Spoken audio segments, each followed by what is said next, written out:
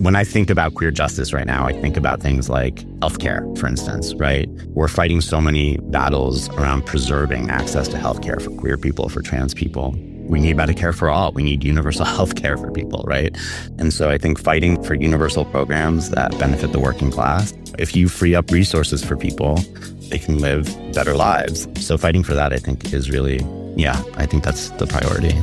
Hello, and welcome to Power Beyond Pride, a queer change-making podcast, bringing you voices and ideas from across our fierce and fabulous spectrum to transform our world. I'm your co-host, Daniel, author, poet, and former milk carton missing person. And I am your co-host, Mattie Bynum, the hostess with the mostest, TV personality, lover of all things in God. In this episode, we are talking to the writer, housing justice advocate, and anti-genocide activist, Miguel Camnitzer. Welcome. Thank you for having me. Camnitzer sounds like you're a transformer. It's amazing. I kind of like it. As a writer, Miguel pens fiction and poetry and earned an MFA from Hamline University in St. Paul, Minnesota. His degree focused on writing for children and young adults. His anti-genocide activism with Jewish Voices for Peace LA put him in the public eye, and his advocacy for the unhoused has led him to journalistic pieces in publications like the Los Angeles Public Press, and most recently on Knock LA. And Miguel also grew up in the New York City area, but moved to the Los Angeles in 2009 to pursue a career in television. Eventually, he realized it was a really bad fit and quit to go back to school for writing. That sound about right, Miguel? That sounds exactly right. The good thing about you going back to school for writing, though, it opened up a lot of space for you in your life to be able to be political and get involved. So, yet again, I'll say it one more time. We welcome you to our show, Miguel. We're glad to have you here. I am going to jump right in and ask the first question, if you don't mind. And so I know that you do a lot of work with housing and the unhoused and advocacy and services. How does this also relate to the LGBT communities, and how are we being impacted by housing and not housing at the same time? It's a really good question. Well, we know in Los Angeles, and I think across the country, that LGBTQ plus people are overrepresented among unhoused populations. And I wouldn't be able to cite the exact statistics for you, but queer youth in particular are overrepresented in homelessness. And so in LA, I just can say anecdotally, I meet lots of queer and trans people who live on the street. And I know that they are more vulnerable to police violence, to all sorts of oppressive, state violence. And the city doesn't really do much for them. So one example would be the LGBT Center in Hollywood, which is a world famous and very well resourced center providing services to all sorts of LGBTQ plus community members, but also unhoused people as well. The irony there is that they work with city council members in Los Angeles to, secure funding, to state policy. And that city council is the same one that sweeps encampments on a daily basis. And so there are encampments right around the LGBT Center in Hollywood.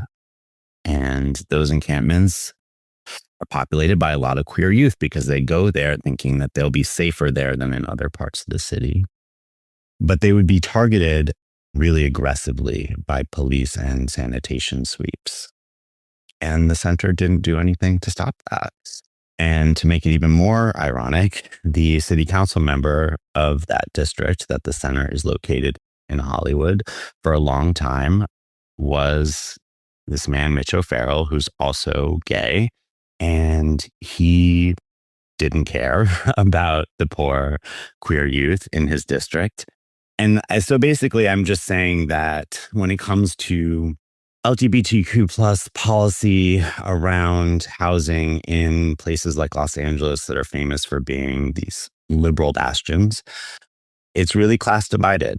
And really, when it comes to people in power, social justice only matters to those who have money. And if you're poor, you're left out of the equation entirely. So that's been really eye-opening for me to live in a place like Los Angeles and just see how liberal and even queer politicians ignore poor queer people. You may not be able to answer this, and it's more of an opinionistic question, but is there not space to, because I don't understand, like, if people are living in encampment and they are civilized and doing their thing, why are the cities and stuff sweeping these areas? Because I don't see an issue with it. So if we're not providing actual housing for them, at least they're providing a safe community for themselves. What is the big issue? Right. Well, so, I mean, the short answer is capitalism. The great evil. But, there's layers to this. I think first and foremost, poverty, visible poverty in public space is an impediment to gentrification, to investment, to business and profits, right? In a city like Los Angeles, developers and real estate interests, business interests in general, run the city because they're the ones financing campaigns. And there's a real incentive, a monetary incentive to eliminate visible signs of poverty, which are seen to perhaps decrease property values, hurt business. Another layer is that NIMBYs being not in my backyard, housed people who have a certain vision of the city that they want to live in that does not include any visible poverty, are very vocal with their elected representatives about wanting not to see poor people on their street, right? And they'll use things like mental health crises, drug use as reasons to criminalize the people that are living outside. And then another layer is that there isn't enough housing. Our housing policy is terrible. In this city, across California and across the country, this is pretty ubiquitous, this kind of terrible housing policy, where we will build endless market rate housing under the idea that, like, if you build enough market rate housing, then if there's enough supply, then rents will go down. And there's just not evidence to support that. And we won't build public housing. We build very little supportive housing. What we do build is quote unquote affordable housing, right? Which is affordable to whom and by what metric, right? It's never actually cheap enough. And it's always mixed income. So you'll have a market rate building with luxury prices, and then a certain number of units will be reserved as affordable, but it's never actually cheap enough. And a lot of times, even the regulations around how many units are affordable are time limited. So you get a developer, right, a private developer to build some huge building, and they'll promise a certain amount of affordable housing, but maybe only for a certain number of years, right? And then the rest of it can go market rate after that. So every year we keep losing affordable housing units because those covenants expire. Anyway, not enough housing, plenty of incentive for criminalization, and just an ideology around blaming the individual, right? Poor people, if you're poor, it's your fault. If you use drugs, it's your fault. If you have a mental health struggle, it's your fault. No structural or systemic analysis is needed, right? Yeah, I want to kind of pull on that a little bit, because I think maybe there's become a little bit, I do think this has to do with capital and kind of money trail, how LGBTQ organizations and maybe even the movement in general has kind of lost its moral compass a little bit, and that we've become enamored by the access that we've been able to access. Kind of the epitome in a way was marriage equality, and they thought it was some kind of panacea to kind of resolve some of the other economic and racialized issues that obviously it didn't and hasn't. And of course now there's the specter of losing even marriage equality. What do you think is kind of what would be from your perspective, a kind of the interventions that like the LGBTQ organization or movements need to kind of embrace, reconfigure themselves in order to kind of have a more thoughtful kind of analysis and, to move forward in a way that actually is liberatory and inclusive across generations and economic tiers, we'll say. Yeah. Ooh, it's a big question. It is. I'm sorry, but yeah. It's a really good one. And I think the answer lies in working class politics, right? What we saw during the fight for marriage equality was a lot of more wealthy queer people who saw that they could gain access to a heteronormative world if they could get marriage equality. And they left a lot of other sectors of the movement behind when they prioritized that. And so there was really a class divide, I think, in that struggle. And it sucked a lot of energy out of the movement. I think right now, when I think about queer justice right now, I think about things like healthcare, for instance, right? We're fighting so many battles around preserving access to healthcare for queer people, for trans people. We need Medicare for all. We need universal healthcare for people, right? That's a universal program that will absolutely benefit queer people overall. And so I think fighting for universal programs that benefit the working class, housing for all, healthcare for all, anything that alleviates debt, all these things that disproportionately affect marginalized people of all kinds, right? If you free up resources for people, they can live better lives. And in a capitalist system like we have, where people need to hoard wealth, the people left behind are going to be queer people, BIPOC people. So fighting for that, I think, I think that's the priority. In a way, we've kind of fallen into a trap of kind of our own siloed movement, not thinking about these intersections, right? We just need to watch ourselves, watch for our own thing, which perhaps is a little bit of a testament to kind of the myopia of our politics nationally, right? Well, it's scarcity mindset, right? If you're clawing for your little piece of justice, if you're not mindful, if you're not thinking intersectionally, you can be working at odds with other people who are also fighting for justice. And you could be allies in that. You could be comrades in that. But instead, you're at odds with one another. And that makes the overall movement for liberation weaker. Absolutely. We're going to take a short break here. And when we get back in a minute, we'll continue our conversation with Miguel Camnitzer, where we'll speak about his work as an anti-genocide, Palestinian liberation, anti-Zionist Jewish American, and more on the other side of this break.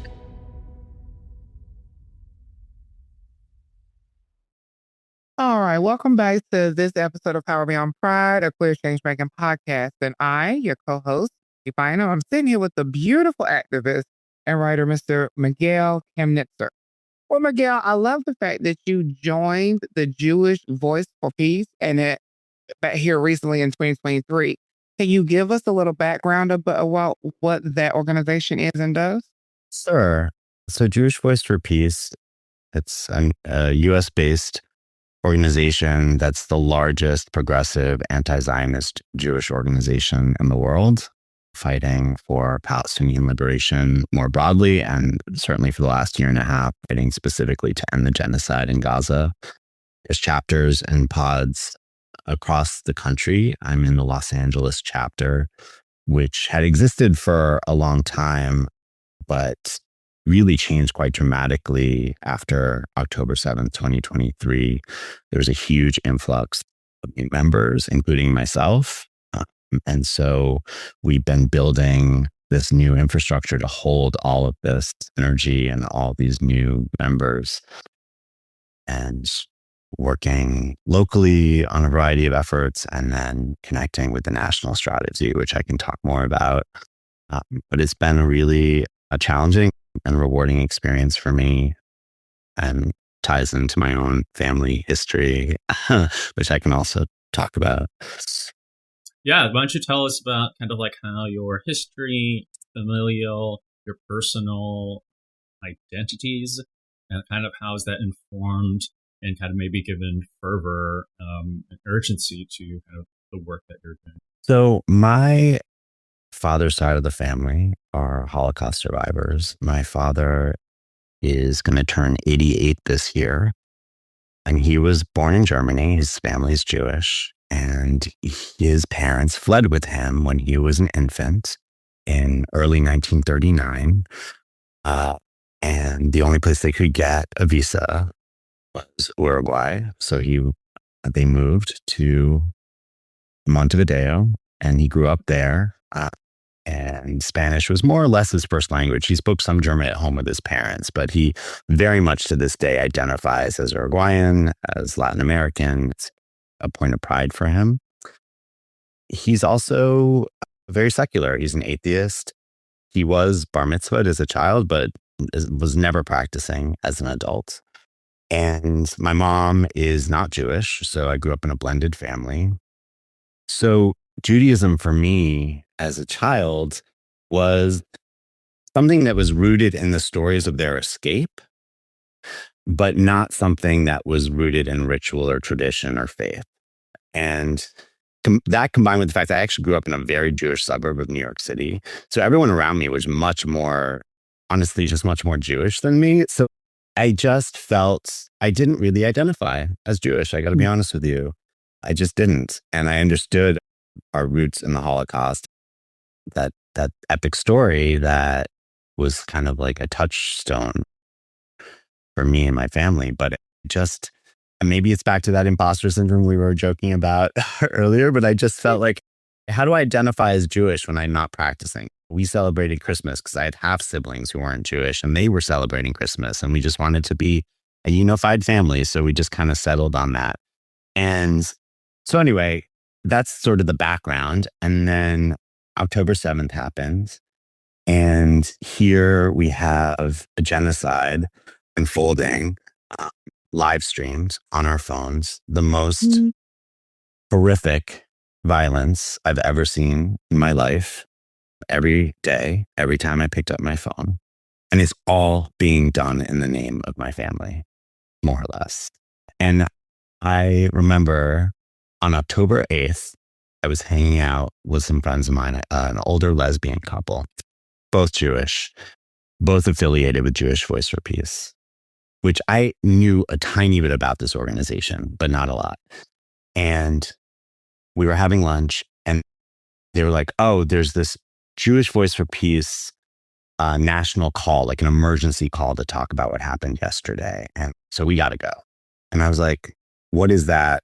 Tell me more. Can I join this? And so I rushed home and got on this Zoom, and was just immediately blown away by the way that they could hold the intense pain of what had happened and all the complicated emotions that would arise from that, with incredibly clear-headed strategic thinking about what needed to happen next.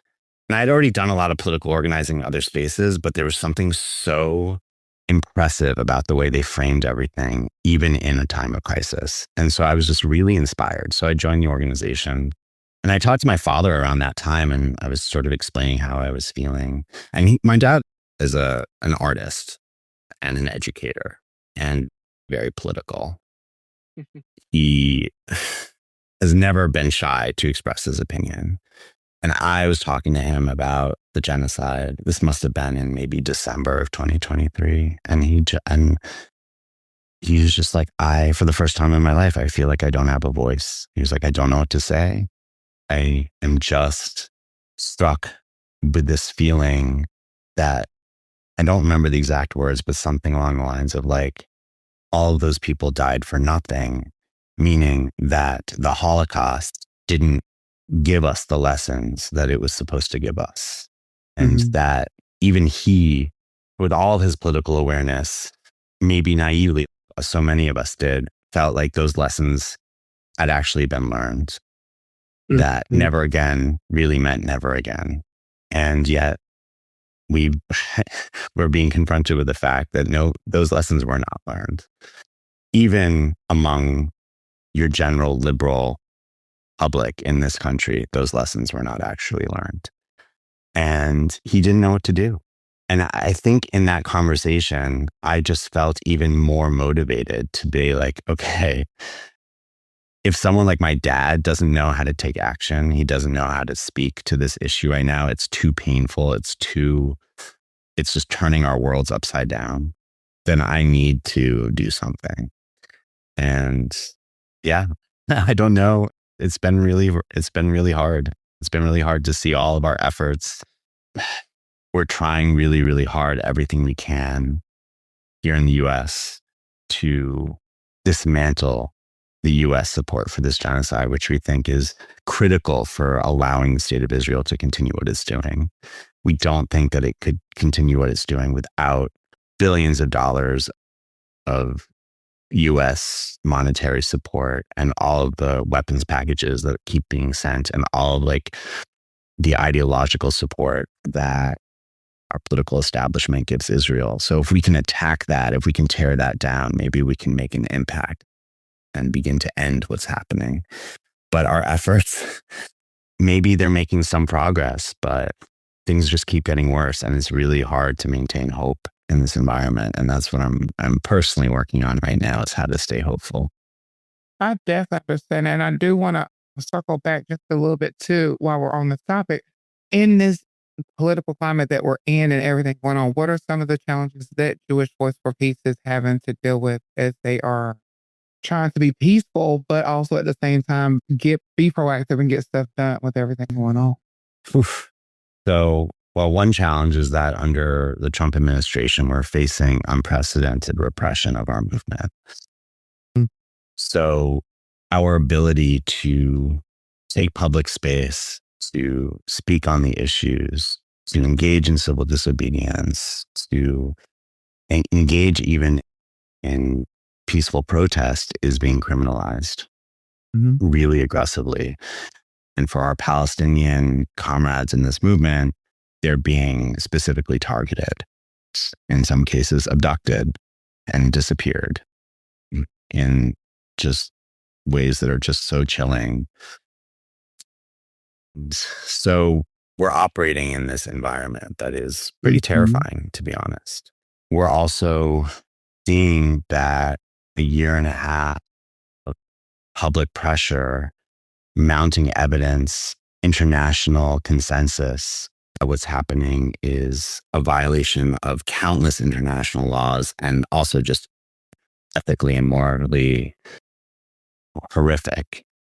The Democratic Party establishment is not shifting on this issue in a meaningful way. Right? We have some representatives that are on the right side of this, and we keep pushing to grow those numbers. But a lot of people are just really stuck in their ways. And I think a lot of that is financial, right? There's a lot of lobbying and a lot of campaign money being directed towards people who support Zionism and support Israel.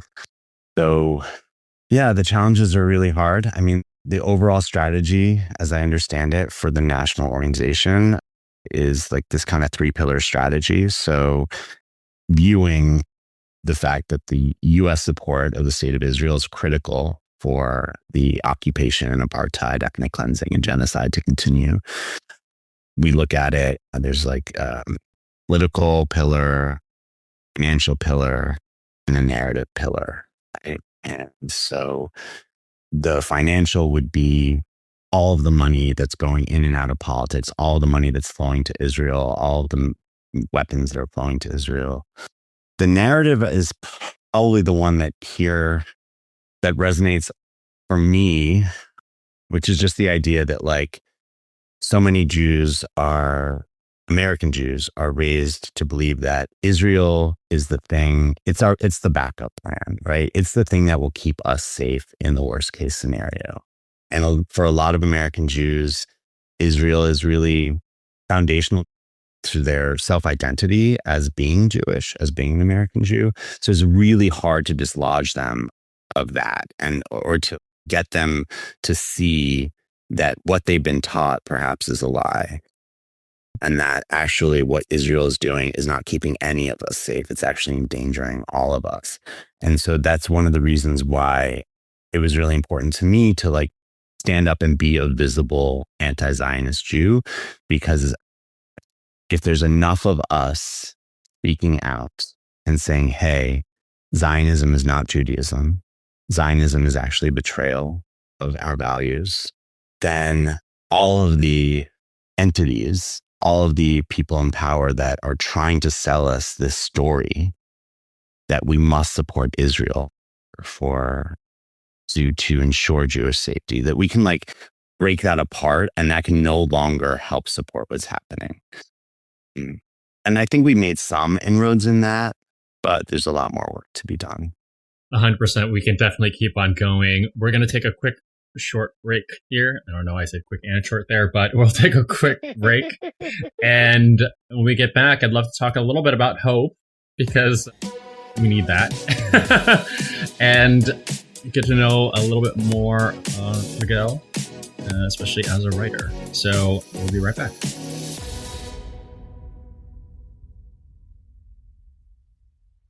Welcome back. We are here again with Miguel Camnitzer. And before, let's take a moment to have a little bit of, well, I don't know, maybe something uplifting. I really love to know, like, you know, I'm like you, I probably like get on my phone and every day, and like the first thing I see is like dismembered children. So how are you able to kind of like maintain sanity, if not hope? What are your ways to kind of remain human, keep your humanity intact? That's a good question. A couple of things come to mind. One is my partner, Michael, who I've been with since college. So we're going to celebrate our 25th anniversary this year. Ooh. Hey, Michael. And I know him, of course. Yes, of course. And so that is really grounding for me. When I'm having a tough time, he knows how to be helpful. He knows how to talk me through it. And so that's one thing. I've an amazing therapist who really has just made all the difference in the last couple of years through everything. And so that helps a lot. And then in terms of just like life beyond organizing and activism, I like two very polar opposite things. One is I like to go out into the desert. We have a place out in the desert that's very rural and peaceful. And I like to try to garden out there, which is really challenging because it's very hot and very dry. In the desert. All right. Yeah. So it's all like cacti of various kinds that are all very sharp and trying to kill me always. And so I come back scraped all over. But it shuts my brain off, or not shuts, but it just uses a different part of me, right? I'm working with living creatures that have a completely different framework for survival than I do, that I don't even understand. It seems like magic half the time. And I just love that part of it, just being outside by myself with the plants. And then the thing that's the complete opposite of that is I just really like to go out to clubs and dance and just be crazy all night. So the quiet and the loud, those things I find very healing for me in equal measure. But then also writing is really helpful for me, and like just journaling. If I go too long without just sitting with my book and just scribbling, I start to feel it. I start to feel less grounded, less like myself. So when I'm my best, am doing that as a daily practice, usually in the morning with my coffee, and that I find that really helps. So you said dancing and listening to loud music helps you relax. What's your favorite, I would say, genre of music to dance to release the most tension? I like all sorts of things. I've been finding myself like really drawn towards like just the most raunchy electronic pop music you can think of. And I listen to it at the gym, and it'll be playing at the bar or whatever. And it's funny and silly and just, it makes me want to move my body. So I get that. Kim Petra stan. So you mentioned that you write too as well. So I was saying, like I was talking to you during the break, I am a young writer myself, just started writing. How do you deal with writer's block when you are writing and you get to a place where you cannot it's like pen to paper, you cannot get it done? What are some ways that you help to break through that so that you let the creativity flow? Yeah. So for me, writer's block is, I get writer's block when I lose confidence in myself. So, and that happens a lot with my writing. Something that I wrote today that I think is awesome, tomorrow morning, I will think is the biggest piece of trash. And I'll be so embarrassed that I even put it on paper. And then a week later, I'll be like, no, this is brilliant. And I have no consistency with that at all. So writer's block is on the days that I just lose all confidence in my ability. And so when I'm like that, which is too often, sometimes actually going back to things that I know I like that I've written and just like reminding myself that I can do it is helpful. Because I've been doing mostly short form things like poems and some short fiction, like bouncing between projects helps me too. So if I'm really stuck on one thing, I'll just open up something else. And yeah, I think that's it for tricks. Okay. Yeah, the other thing I'll do if I have time is I'll just sit with my journal and I'll be like, I have nothing to write. I just have nothing. My brain is a blank. And I will just force myself to sit there until something comes to me. And then I'll just write it down. And sometimes that'll just be like a memory or something that happened to me. It'll be very like diary style. But sometimes it's just like an idea or like a phrase or a couple words that like I like, and I'll just kind of riff on it. And that kind of gets me going. Okay. I get that. Would you like to share one of your poems? Sure. Yeah, this one is an intense one that I want to share, but it really touches on some of the things we were talking about.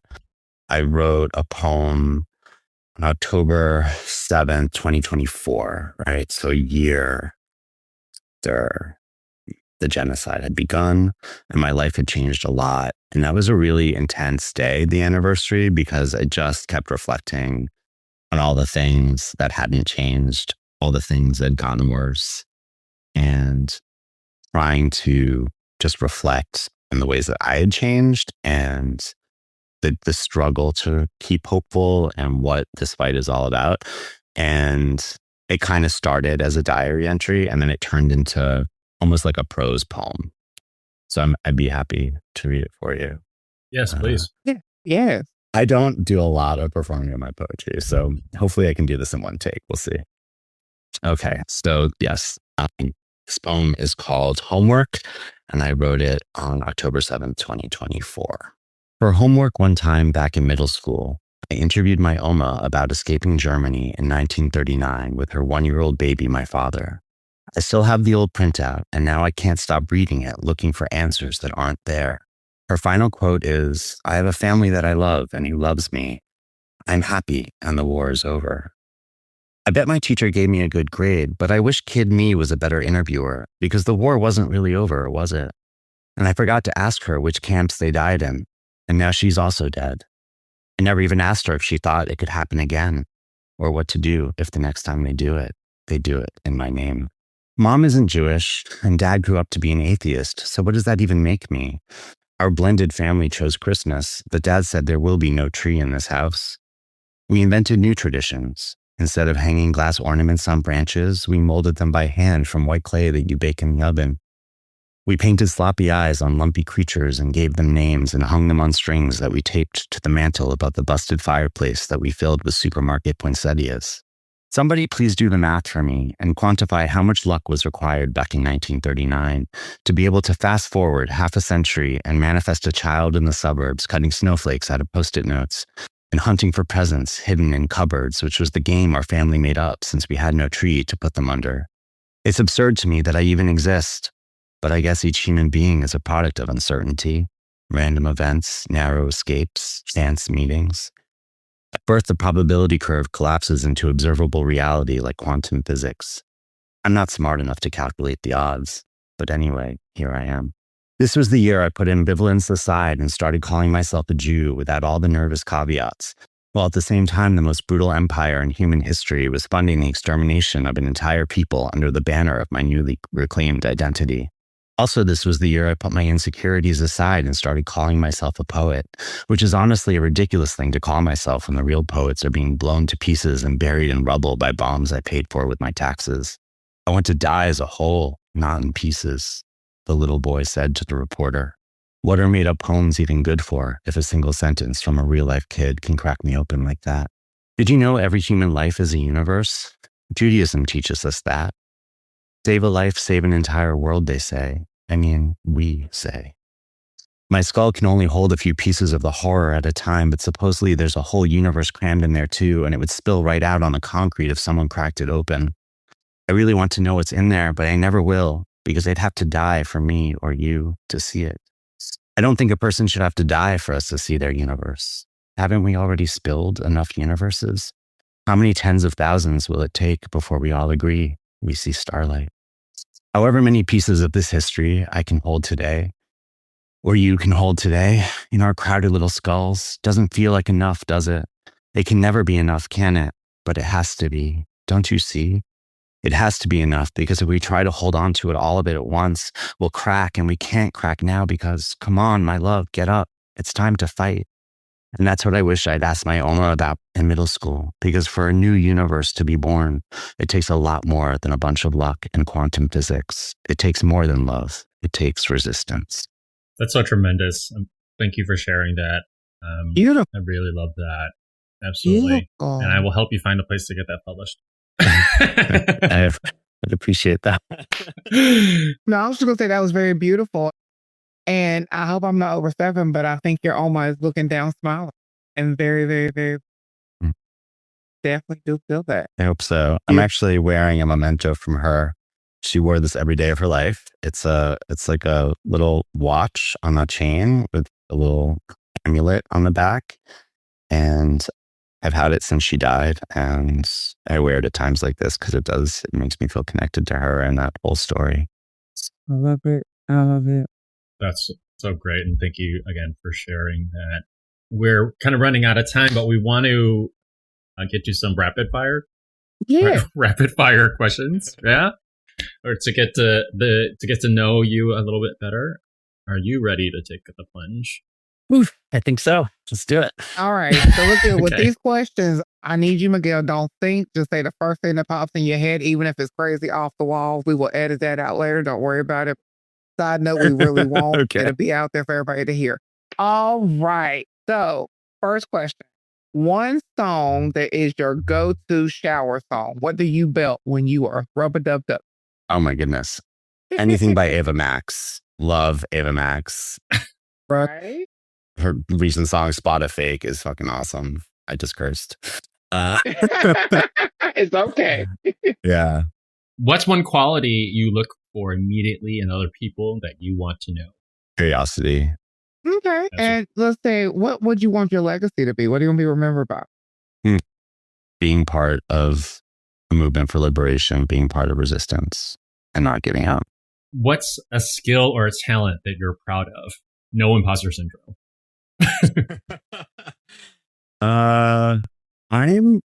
I think I'm a good, how do I want to phrase this?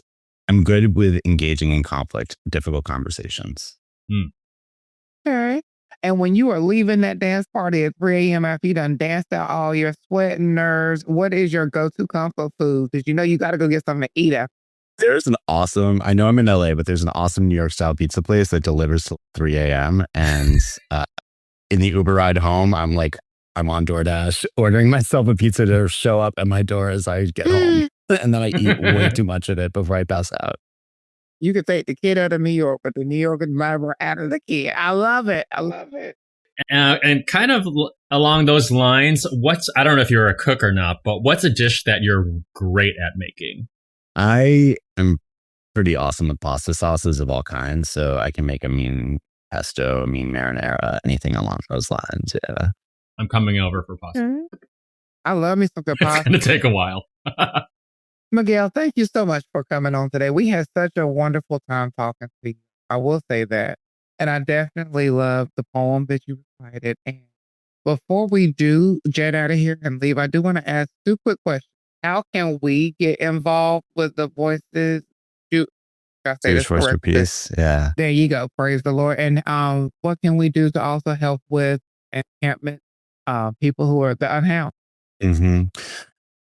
So when it comes to housing policy and criminalization of homelessness across the country, wherever you are, I think the first thing you can do is develop relationships with your neighbors. right? If someone's living on the street, most of the time their house neighbors are ignoring them or calling the cops on them. So just don't be that person. I say that's the first thing you can do. And then connect with other people who are trying to decriminalize poverty in your city, because there's going to be groups that are doing that work. Find them, join them. They need your help. When it comes to Jewish Voice for Peace, there's chapters and pods all across the country. It's obviously a predominantly Jewish organization, but we have lots of non-Jewish comrades in the movement helping us as well. And so don't let that deter you. Just go to Jewish Voice for Peace's website, and there'll be lists of every entity in every state and city. And yeah, you can plug in that way. If that's not the right fit for you, there's so many groups working on Palestinian liberation right now. So, and they need your help as well. Well, thank you for listening to us today. To our viewers, that's all the time that we have for our show today. One more question for Miguel. I know Miguel's probably like, Lord, will they stop asking me questions? They keep saying the show's about over. But Miguel, real quick, tell all our listeners, where can we come and find you? What are your social medias? Where can we engage with you as well? I'm pretty much only using Instagram these days. And given what's going on with Meta, I don't even know how much longer I'm going to be on there. But for now, a lot of basically that's where all my poetry is, all of my writings in general, I post on my Instagram, and that's at @verse_daddy. So BERSE_daddy, DADDY. I love that from all the way over here. I could see how you're blushing. That is so funny. That's amazing. Like, I love it. That, so great. That takes me back in the day whenever people had Hotmail email, and then you would meet like really professional people, and it'd be like sexy red girl at Hotmail.com. Totally. Oh, that is so funny. I love it. Yeah, so find me on Instagram. Perfect. Well, I am your host, Mattie Bynum. You can find me at MattieSimone737 on Instagram, and also Mattie Bynum on Facebook. And I'm Daniel W.K. Lee. You can find me on Instagram at StrongPlum. That's Strong PLUM. And on Blue Sky, I think I don't remember. So I'm trying to get off Meta, though. I'm trying to get off Meta.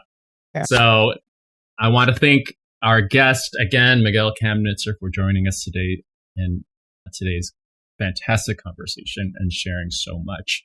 Remember to subscribe and get your friends to subscribe to Power Beyond Pride wherever you get your podcasts, and check out our site at powerbeyondpride.com, as well as all of our socials. Power Beyond Pride is a project from A Great Idea, a queer-owned design and content agency. Learn more about them at agreatidea.com. This episode is produced by Shane Lucas. Our project developer is Smita Sarka. Our editor is Jared Redding, and he is assisted by the wonderful Ian Wilson. We are both part of the podcast host team, me and Daniel, and we invite you to send in your questions and comments at powerbeyondpride.com. We look forward to queer change making with you at Power Beyond Pride.